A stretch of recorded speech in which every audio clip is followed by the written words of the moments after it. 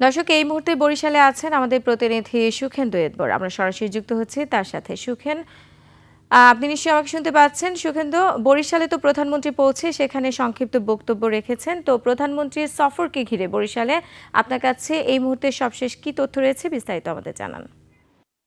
চিন্তায় কিন্তু প্রধানমন্ত্রী তারেক রহমান সাংগঠনিক সভায় এখানে বক্তব্য রাখবেন।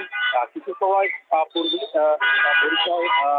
বরিশালের দিকে ছিল কিন্তু রওনা দিয়েছেন। গৌরনদী তার একটি প্রোগ্রাম ছিল। গৌরনদীর বাটাচরের সরিকল দুটি খালের পাশে সে গাছের চারা রোপণ করেছেন এবং ওখানে ফ্যামিলি কার্ডের যারা সরিকল দুটি খালের পাশে সে গাছের চারা রোপণ করেছেন এবং ওখানে যে ফ্যামিলি কার্ডের যারা সুফলভোগী আছে তাদের সাথে তিনি মত বিনিময় করেছেন। মত বিনিময় করে সময় পূর্বে তিনি বরিশালের উদ্দেশ্যে রওনা হয়েছেন এবং গৌরনদী থেকে বরিশাল প্রায় 40 কিলোমিটার রাস্তার দুই পাশে কিন্তু হাজার হাজার নেতাকর্মীদের দেখা গেছে যে তাদের প্রিয় নেতাকে দেখার জন্য হাত নাড়িয়ে তার নেতাদেরকে স্বাগতম জানিয়ে। সুখেন্দু, আপনাকে ধন্যবাদ।